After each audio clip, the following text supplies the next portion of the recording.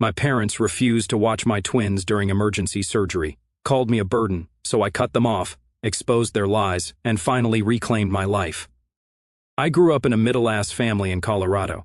My dad, Steve, worked as a bank manager, and my mom, Linda, was an elementary school administrator. On paper, we looked like the perfect American family.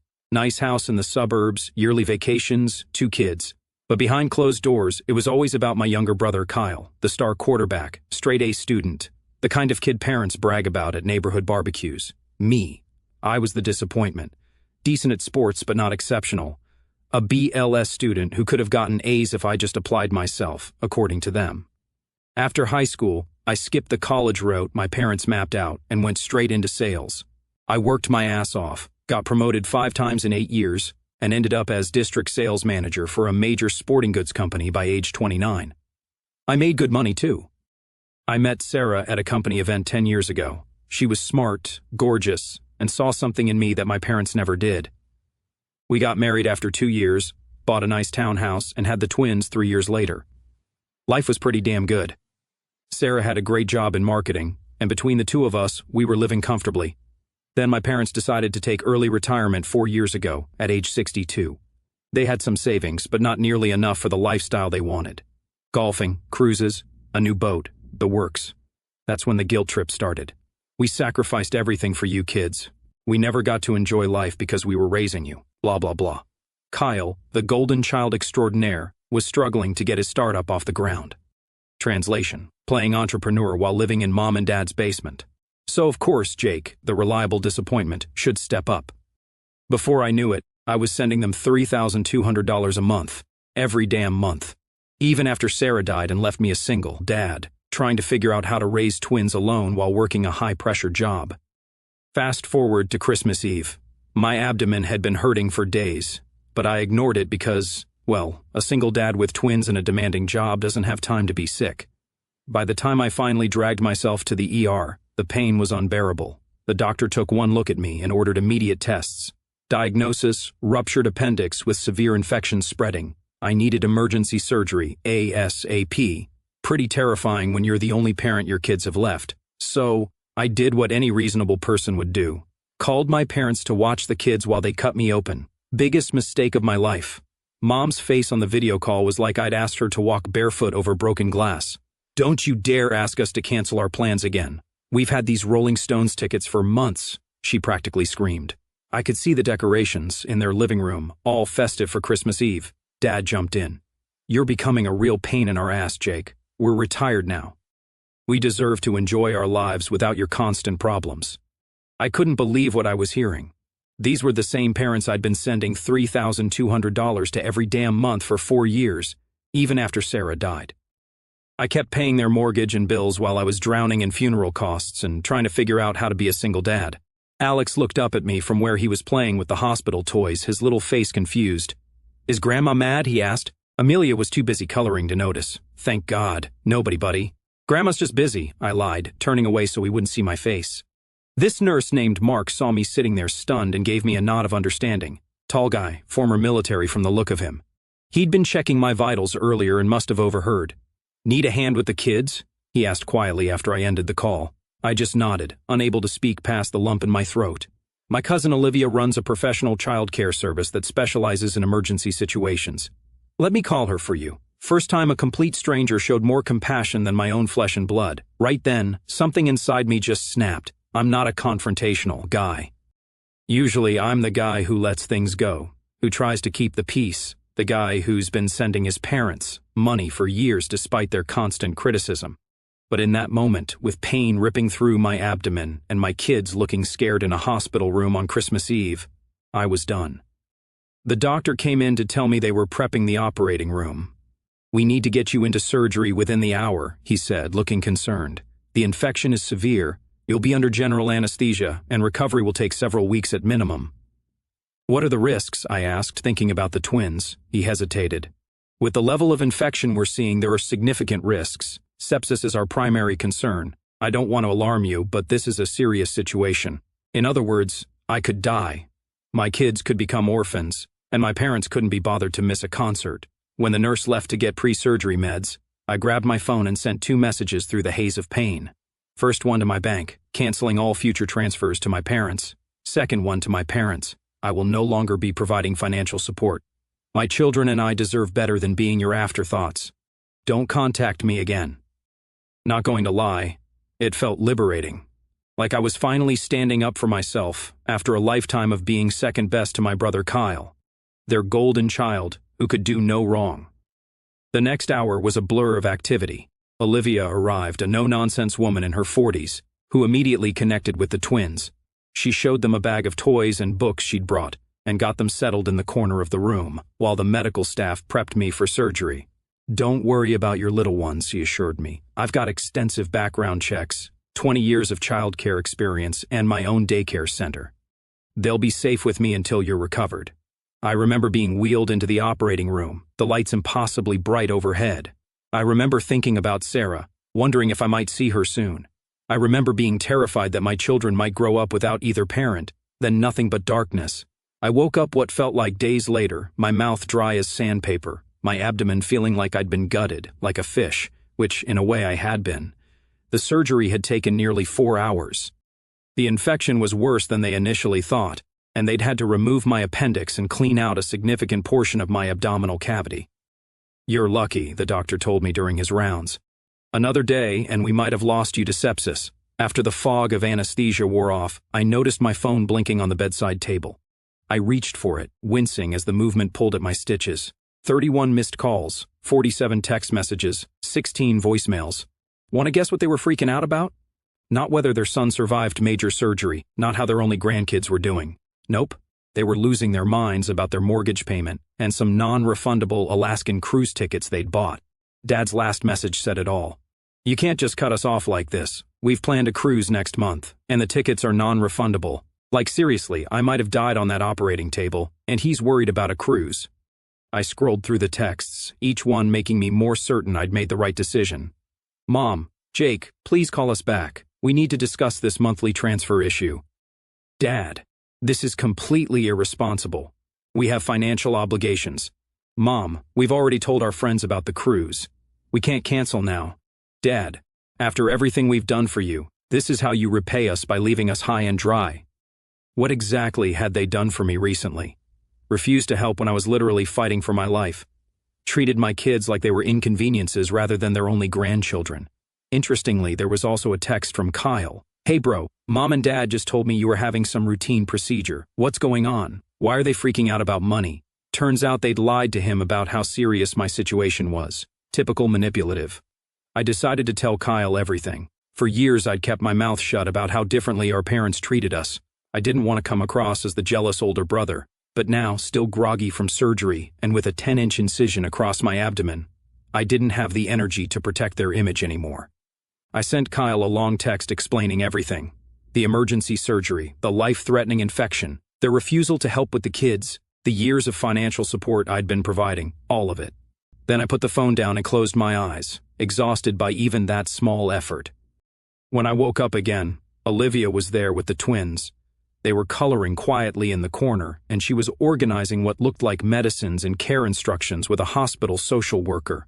"There he is," Olivia said when she saw my eyes open. "Kids, Daddy's awake again. Remember what we talked about? You can say hi, but no jumping on the bed." "Okay." Alex and Amelia approached cautiously, their little faces serious. "Does your tummy still hurt, Daddy?" Amelia asked, her finger in her mouth, a habit she'd picked up after Sarah died. "Yeah, Princess, it does. But the doctors fixed what was wrong, so I'm going to get better now." I held out my hand and she took it solemnly. "We're being good for Miss Olivia," Alex informed me proudly. "And we made you pictures. Want to see?" I spent a few minutes admiring their artwork before Olivia gently suggested they go back to their coloring so she could talk to me. Once they were settled, she pulled a chair up next to the bed. "I've arranged everything with the hospital social worker," she said quietly. "I'll take the children to your home each night and bring them back during the day. The hospital staff has my contact on file now, and I've hired one of my most trusted assistants to help with night shifts at your place." I started to thank her, but she waved it off. "Mark filled me in on the situation with your parents. I've been in childcare for 20 years, Mr. Mitchell, and unfortunately, I've seen this kind of family dynamic before. You focus on getting better. The kids will be safe, I promise." Just then, my phone buzzed with a text from Kyle. Jesus Christ, Jake. I had no idea. I just had a massive blowout with Mom and Dad about how they treated you. I'm crashing at a hotel tonight. Can we talk tomorrow, maybe? I wasn't completely alone in this fight after all. Coming home from the hospital 5 days later was rough as hell. The incision felt like a hot poker every time I moved, and chasing after two energetic toddlers when you're still basically held together by stitches is no joke. Thank God for Olivia and her team. They were amazing with Alex and Amelia and helped me get back on my feet. I've always been the guy who handles his own problems. Before this, I was working 50 to 60 hours a week as a district sales manager, hitting the gym 5 days a week despite the crazy schedule, and still managing to be a decent dad. I prided myself on being strong both physically and mentally, but this was too much even for me. The first night home after Olivia had helped get the twins to bed, I sat on the couch staring at the Christmas tree we decorated just before I got sick. The presents were still under there, unopened. The kids had spent Christmas in a hospital room, and their dad had almost died. Some holiday. I made some serious decisions that night. First, I decided to hire Olivia's service part-time for at least the next few months. The company had agreed to let me work remotely during recovery, but there was no way I could handle sales calls and manage 2 toddlers while recovering from major surgery. Second, I contacted a lawyer about drafting a will, naming my best friend, Eric, as the twins' guardian if anything happened to me. Not my parents. Never my parents. Eric and his wife had been rocks since Sarah died, and they loved Alex and Amelia like their own kids. Third, I blocked my parents' numbers, but kept limited contact with Kyle to see if his apparent change of heart was genuine. And fourth, I canceled my gym membership and ordered some basic home equipment instead. If I was going to rebuild my strength, I'd need to do it at home where I could still keep an eye on the kids. The financial math hit me like a ton of bricks once I sat down to rework my budget. That $3,200 I'd been giving my parents each month was a massive chunk of my income, almost 30%. Without that drain, I could actually afford proper childcare, the home gym equipment, and maybe even start rebuilding our emergency fund that got decimated after Sarah died. My company was understanding about the situation at least. My boss visited a week after I got home, bringing a massive gift basket and offering to shift some of my accounts to other managers temporarily. Take the time you need, he said. You've built up enough goodwill in this company that we can carry you for a while. That night, Kyle came over with Chinese food. I was still on pain meds, so no beer for me. They really refused to watch the kids because of a Rolling Stones concert? He asked, shaking his head in disbelief. We were sitting at the kitchen table, speaking quietly so we wouldn't wake the twins. Yep, I confirmed, picking at my elm. Told me I was becoming a burden and they deserved to enjoy their retirement without my constant problems. Kyle winced. I had no idea you were sending them that much money every month. They always made it sound like you helped out occasionally, not that you were basically funding their entire lifestyle. Yeah, well, I shrugged, then immediately regretted it as pain shot through my abdomen. They're good at spinning narratives. They sure are, Kyle agreed. You know what they told me about the surgery? That you had a minor procedure for an infected cyst. Nothing serious. They said you were being dramatic and using it to punish them financially. I laughed, then clutched my stomach because it hurt too much. Dramatic? I nearly died, Kyle. The doctor said another day and I would have been in septic shock. Kyle looked at me, really looked at me, maybe for the first time in our adult lives. I'm sorry, Jake. I should have seen what was happening all these years. He trailed off, looking genuinely distressed. How could you? I said, surprised to find I meant it. They've been playing us against each other since we were kids. Golden child versus disappointment. Classic narcissist parenting playbook. I'm not the golden child anymore, Kyle said grimly. I refused to loan them money for their mortgage payment. Dad called me ungrateful and disrespectful. Mom cried and said I was breaking her heart. It was eye-opening to say the least. It still felt weird though, like there was this guilt gnawing at me for abandoning them, even though they'd abandoned me first. That's what happens when you're raised by manipulative people. You feel responsible for their happiness, even when they don't give a damn about yours. You think I did the right thing? I asked Kyle, hating how uncertain I sounded, cutting them off completely. Kyle took a long pause before answering. A month ago, I probably would have said no because I didn't understand what was really going on. But now, after seeing how they reacted to you dying, yeah, you did the right thing. And honestly, it might be the wake-up call they need. For the first time in weeks, I felt like maybe I wasn't crazy. Maybe I wasn't the bad guy in this story. Maybe I was just finally standing up for myself and my kids. 2 weeks post-surgery, I was slowly healing. It still hurt like hell when I moved too fast, but I was managing, working from home, making calls and handling accounts while Olivia helped with the twins. Kyle had been coming around regularly, bringing food, and actually spending time with his niece and nephew. It was weird seeing him step up like this, but I appreciated it. I'd started doing light exercises too. Nothing like my old gym routine, but enough to feel like I was making progress. The human body is amazing. It can get torn apart and still find a way to put itself back together given enough time and care. My stomach muscles had been sliced open, and simple things like sitting up or laughing were still challenges, but each day was a little better than the last. The incision was healing nicely, the doctor said during my follow-up. The infection was gone. I was going to be okay. Then came the knock I'd been expecting. It was a Saturday afternoon. Olivia had the day off, and I was alone with the twins. They were napping, thank God. And I was on the couch watching some mindless action movie with the volume low when I heard it. 3 sharp raps on the front door. I knew who it was before I even checked the peephole. Call it instinct, or just knowing how predictable they really were. There they stood in the hallway. Mom clutching her Louis Vuitton purse, a Christmas gift from me last year, ironically. Dad with his arms crossed, looking like I was wasting his precious time. I only opened the door a crack, standing firm despite the pain in my abdomen. "What do you want?" I asked, keeping my voice level to avoid waking the kids. Mom put on her fake sweet voice. "Jake, honey, we've been so worried you haven't been answering our calls." "Yeah, right. Worried about their bank account, maybe." Dad pushed against the door slightly. "We need to discuss this ridiculous financial situation. The bank called about our mortgage payment, and we had to dip into our cruise savings to cover it." The audacity. "No. How's your recovery?" "No. Can we see our grandkids? Just where's our money?" "I told you I'm cutting financial ties," I said, my voice deeper and steadier than I expected. I meant it. "But honey," Mom whined, "we've come to depend on that money. Your father and I adjusted our lifestyle based on your commitment to help us." "My commitment?" I couldn't believe my ears. "I've been sending money out of guilt and obligation while you couldn't even watch your grandchildren during my emergency surgery." Dad's face got all red. "That's not fair, Jake. We had plans. Plans more important than my children's safety? More important than my life?" My hands were balled into fists. "Now, do you know what the doctor said? There was a chance I might not make it off that operating table. Did you even bother to ask?" Their silence said it all. "We made one mistake," Mom whispered dramatically. "This isn't punishment, Mom. This is consequence," I said, standing taller despite the pain it caused. "I've spent my entire life trying to earn your approval. And in my moment of greatest need, you chose concert tickets over helping me." My voice must have woken Amelia because suddenly she was there toddling up behind me with her stuffed elephant dragging on the floor. Mom immediately switched tactics, bending down and cooing through the crack in the door. "There's my precious little angel. Grandma brought presents." Amelia backed away, hiding behind my legs. She didn't even recognize these people who were supposed to be her grandparents. They'd visited exactly twice since Sarah died. Both times for less than an hour, complaining the whole time about the noise and mess that come with 3-year-old twins. "Daddy," Amelia whispered, tugging at my pant leg. "I don't like them.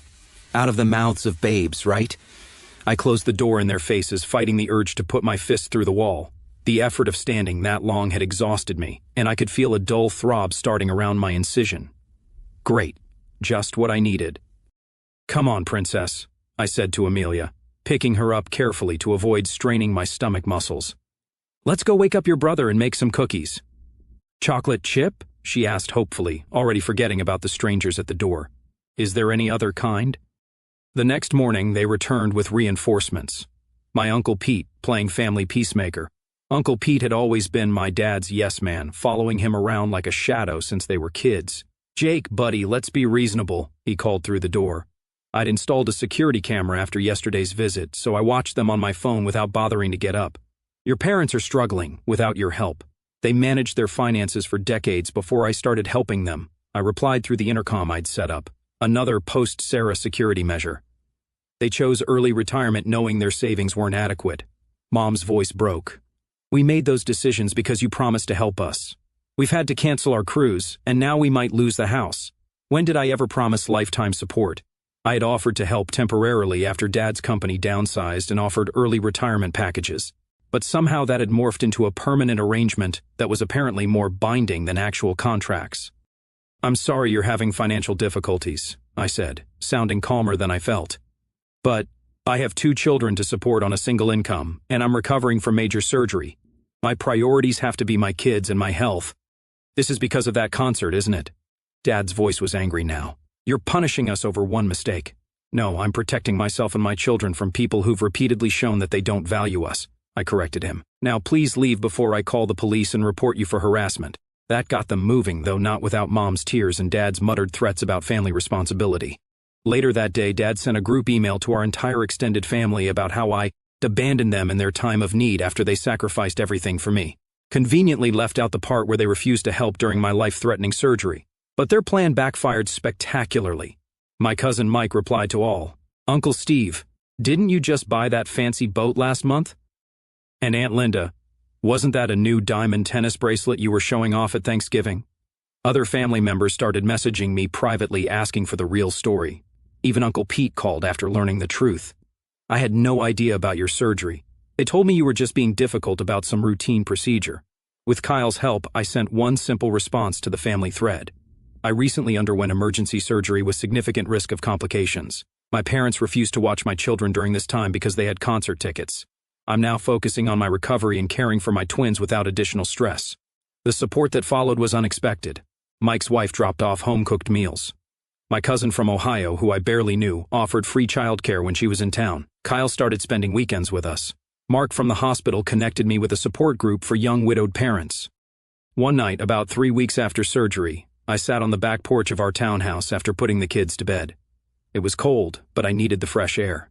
Kyle joined me, handing me a hot coffee. Still couldn't drink alcohol with the meds. "Parents haven't gotten any better," he said, leaning against the railing. "They've started telling people you had a mental breakdown after Sarah died, and that's why you cut them off financially." I snorted. Classic. Can't admit they fucked up, so they have to make me the crazy one. The family's not buying it, though, Kyle said. Not after Mike and Jessica saw them at that restaurant last week. What restaurant? Some fancy steakhouse downtown. Jessica said they were ordering champagne and complaining to the waiter that the lobster wasn't fresh enough. I shook my head. And they're claiming they might lose their house? Yup.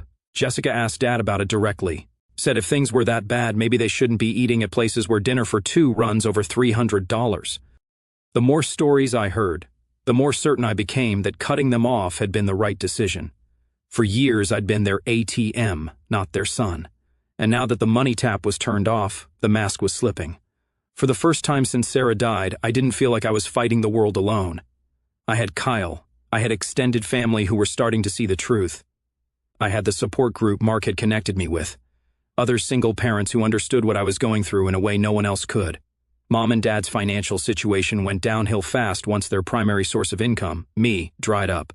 Kyle helped them review their finances and discovered they'd taken a second mortgage on their house a year ago to buy that stupid 28-foot boat, assuming I'd subsidize their primary mortgage indefinitely. "They've been lying to everyone," Kyle told me, shocked. We were at the park watching the twins play on the swings.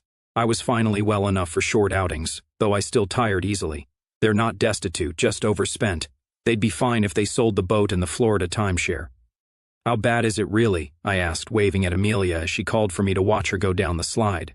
"They've got about $230,000 in equity in the house, but they're leveraged to the hilt. The boat loan is underwater. They owe more than it's worth now. The timeshare is practically worthless. They've got maybe $50,000 in actual retirement savings left, and they're spending like they've got 10 times that amount." I shook my head and they had the nerve to tell me I was financially irresponsible when I bought that used Jeep last year. Classic projection. Kyle said they're freaking out because next month's mortgage payment is coming due, and they don't have the cash to cover it. A month after surgery, Kyle called with news. They received a foreclosure notice. The bank is giving them 60 days to catch up on payments or they'll lose the house. "What about their retirement funds?" I asked, lifting weights with my good side while we talked. I'd started hitting the home gym again. Nothing helps clear my head like a good workout. Mostly gone. They spent a chunk on that boat, then invested the rest in some crypto Dad's golf buddy recommended. They lost almost everything. That evening I got desperate texts from both parents openly begging for money. Mom's message was particularly revealing. "We never thought you'd actually cut us off. We assumed you were just angry and would start sending money again after a week or two." They never took me seriously, never respected me at all, never believed I'd actually stand my ground. I didn't respond to the texts. What was there to say? Sorry you gambled your retirement on crypto in a boat while treating your son like an ATM. 3 months after my surgery, my parents finally faced reality. They had to sell their 4,500-foot golf course house. Dad reluctantly sold his boat at a loss. They unloaded the timeshare for pennies on the dollar and moved into a modest condo that Kyle helped them find. "They're actually blaming you for their financial problems in front of everyone," Kyle told me during one of his weekly visits. We were assembling a new bunk bed for the twins, who had decided they wanted to share a room. Mom was at Aunt Carol's birthday party, telling anyone who would listen that you abandoned them in their hour of need and forced them to sell their dream home. "Let them talk," I replied, feeling stronger every day, both physically and mentally. The truth spoke for itself. Anyone who matters knows what really happened. And it was true. The family grapevine had worked overtime, and the real story had spread. My parents' narrative was falling apart as more relatives learned about their refusal to help during my surgery, their lavish spending despite claiming poverty, and their general self-centeredness. By 6 months post-surgery, I had fully recovered physically. The scar across my abdomen was a vivid reminder of how close I'd come to leaving my children orphaned, but it no longer hurt. I'd regained my strength through careful exercise and good nutrition. My sales numbers at work were back up, and my side business as a personal trainer was growing steadily. I'd put in an offer on a house in a suburb 20 minutes outside the city, a 4-bedroom with a finished basement I could convert to a home gym, a big backyard for the twins, and excellent schools nearby. The mortgage would actually be less than what I was paying for the townhouse thanks to the substantial equity I built up. Life was looking up. I'd set firm boundaries with my parents through Kyle, who was still in limited contact with them. They weren't allowed to contact me directly, weren't allowed to see the twins, and certainly weren't getting any more money from me. It hurt sometimes knowing that my children essentially didn't have grandparents, but I reminded myself that toxic people aren't good influences, no matter what their title is. Then came the ultimate karma payback. It was a random Tuesday when I got the call from Kyle. "Dad's in the hospital. Heart attack? Pretty serious one." Despite everything, I felt a pang of something. Not quite guilt, not quite concern, just a recognition that he was still my father, even if he'd been a terrible one. "How bad?" I asked, putting down the protein shake I'd been making after my morning workout session with a client. "Bad enough? He's stable now, but the doctor says he needs bypass surgery." "Triple bypass." "Jesus," I muttered. "Is Mom with him?" "Yeah, she's freaking out. Not just about Dad, but about money. They let their health insurance lapse to save money. The medical bills are going to be astronomical." 2 days later, my phone rang with a number I didn't recognize. I almost didn't answer, thinking it might be a spam call, but something made me pick up. "Jake," my mother's voice sobbed through the speaker. She was calling from a new phone. "We need help. Your father needs triple bypass surgery. The hospital wants $30,000 up front before they'll schedule the procedure." I sat down heavily on the couch, rubbing my hand over my face. The twins were at preschool, and I'd just finished with a client. The house was quiet except for her desperate voice. "What about your retirement?" I asked, keeping my voice neutral. No sense adding emotion to an already charged situation. "Gone," she whispered. "We sold everything we could. The condo is underwater. We barely have enough to cover next month's rent." "And your jewelry, Dad's golf clubs, the luxury watches?" I pressed. They'd had quite the collection of expensive toys last time I'd seen them. "All gone," she said, her voice breaking. "Please, Jake, he'll die without this surgery. The doctors say it needs to happen within the next 2 weeks, or the risk increases significantly." I took a deep breath, closing my eyes. Was this another manipulation tactic? Possibly. But even if it was, my father's life was potentially at stake. I might have cut them off financially, but I wasn't cruel enough to let him die if I could prevent it.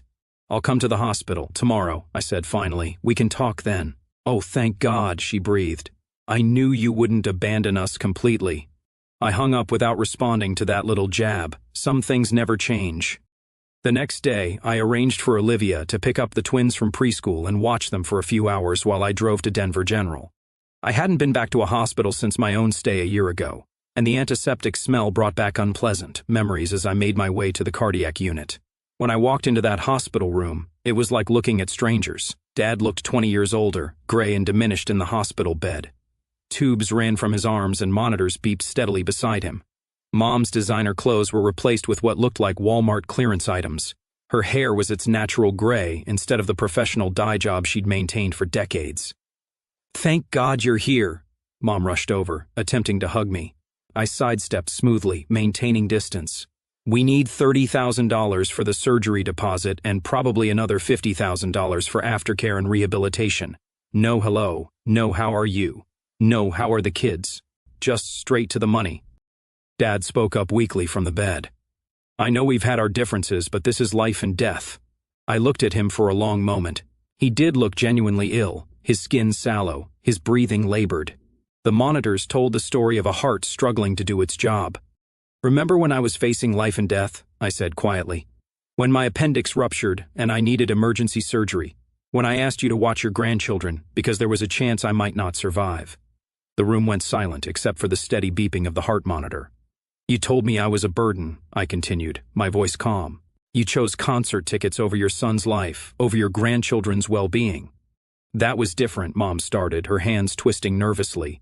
No, it wasn't, I cut her off. It was exactly the same. I needed you, and you chose yourselves. I walked to the window, looking out at the city skyline. Denver was beautiful this time of year, the mountains visible in the distance on clear days like today. You know what happened after my surgery? I asked, not turning around. I had to hire strangers to watch my children. I was cut open from hip to hip in excruciating pain, worried I might leave my kids orphaned, and I had to trust people I just met to care for them. I turned back to face them. Do you have any idea what that feels like, to be that vulnerable and have the people who should care the most turn their backs on you? Dad's eyes filled with tears, whether from genuine emotion or manipulation, I couldn't tell anymore. Are you really going to let me die because of one mistake? He asked. I'm not letting you die, I replied. I'm just not saving you. There's a difference. The hospital has financial assistance programs. There are payment plans. There are options. Figure it out yourselves. Mom grabbed my arm as I turned to leave. Please, she begged. We have nowhere else to turn. We've tried everything. Kyle can't help. He's already maxed out his credit cards, helping us with rent. That explained why Kyle hadn't been by as much lately. Interesting that they'd gone to him for money, after all the years of treating him like the golden child who could do no wrong while making me the family ATM. I looked her straight in the eyes. Then do what I did when you abandoned me. Find another way. As I walked toward the door, Dad called out, his voice stronger than it had been the whole visit. We're still your parents, he said angrily. You can't just walk away. I stopped, but didn't turn around. I walked away a year ago. You just didn't believe me. Mom followed me into the hallway, her voice desperate. At least think about it, Jake. For your father's sake. I have thought about it, I told her, for a whole year. I've thought about what family really means. And I've realized something important. DNA doesn't make you family. Love, respect, and showing up when it matters. That's what makes you family. I left her standing there in the sterile hospital corridor, her makeup running down her face. As I walked out of that hospital room, I felt no triumph, no satisfaction in their suffering, just a calm certainty that I was finally free of the obligation I'd felt my entire life. I'd broken the cycle of manipulation and control. That evening I sat on my back deck watching Alex and Amelia chase fireflies in the yard. Kyle joined me. That was intense today, he said. Are you okay? I thought about it for a moment. Yeah, I am. For the first time in my life, I think I actually am. What about Dad's surgery? I called the hospital's financial counselor, gave them some information about programs Dad would qualify for. He'll get the surgery. They won't let him die. Kyle nodded slowly. You're a better man than I would be. It's not about being better, I said, watching my kids laugh and play. It's about breaking free. I'm not spending my life trying to earn love from people who don't know how to give it. So what now? Kyle asked. They're going to lose the condo. They have nowhere to go. I sighed. This was the part I'd been wrestling with on the drive home. They can stay in my old townhouse. Kyle looked at me in surprise. You still own it? Yeah, I've been renting it out, but my tenants just gave notice. They're moving out of state. It's not fancy, but it's a roof over their heads. They can pay what they can afford for rent, and I'll cover the rest for now. That's pretty generous considering everything, Kyle said. Why would you do that? Because I don't want to be like them, I said simply. I don't want it to be the kind of person who turns his back on family in need even when they deserve it. But there will be rules, and the first one is that they have to get financial counseling. No more boats, no more cruises, no more living beyond their means. Alex ran up to us, breathless with excitement. Daddy, Daddy, I caught one, he shouted, carefully opening his cupped hands to show us the glowing firefly. Good job, buddy, I said, ruffling his hair. Just remember to let it go. Some things aren't meant to be held on to forever. As I watched the firefly rise into the darkening sky, I knew I'd finally let go too. Not out of anger or revenge, but because it was the only way forward. 2 months later, my parents moved into my old townhouse. Dad had recovered from his surgery, but was a shadow of his former self. The brash, demanding man I'd grown up with was gone, replaced by someone quieter, more introspective.